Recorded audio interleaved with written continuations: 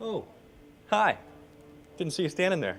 I can't do that, that's so cheesy.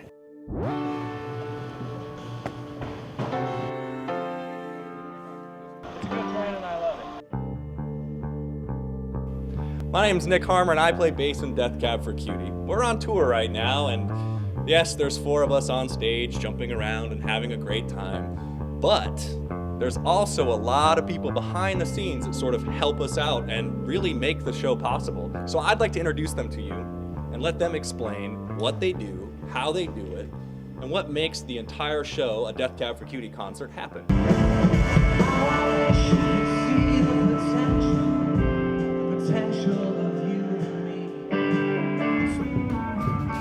I was interested in everything mechanical and electronic. Even as a kid, I used to drag home TV sets and pull them apart in my parents' house. And then when I grew up, I got interested in music and started playing an instrument. And then I was more interested in taking it apart than I really was in playing it, so I followed from there. Where are we sitting at right now?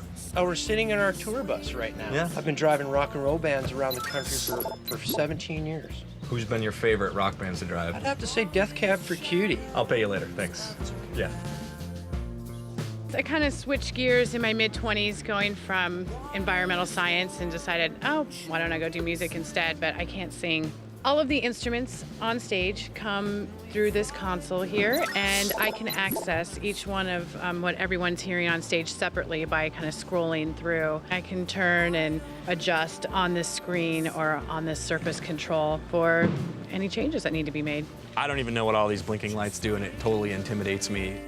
It's like being a manager of a small corporation or small business of any kind. Just imagine that business moving every single day to a new office in a different place and traveling all over the world, and everybody that's involved in it has to go with it. When I walk out on stage and I expect there to be a bass guitar in my hand and my amp on, the reason why it got there and got set up is you. I can remember lugging amps with my friends in wagons before we had driver's license to practice. The wagons have just gotten bigger. I'm kind of making sure that everything's plugged in where it should be, and when things go wrong, which they inevitably do, we can hopefully fix them as soon as possible. You know, when you're in your family car and stuff like that, they do the thing. There it is, that's it. It's not really one of those, it's one of these. I basically operate the lights, everything from the design to the programming to running the show on a day-to-day basis. Can you make those guys in a strobe and make them sick to their stomach? I absolutely can. If I look over at Christina and I go like this on stage, that means turn something up. something up. Yeah. That'll last for a little while until everyone starts throwing up on stage. My favorite signs that we do are, which means Too much bottom end. or The cat meow meow. Too much top end. exactly. It's a lot of work. Not all fun. It's not all crazy hard. No, it's intense hard work, but at the same time, I don't think there's anything more rewarding than intense hard work. Yeah. It's whatever leads you down the road to music. I think it's a prerequisite if you want to do this kind of a thing. Definitely internships are the best way to kind of get out there and get your hands on things. There's so many different aspects of what you can do in the business. Get out there, work in clubs, kind of throw yourself into the fire in whatever you think might be interesting to you.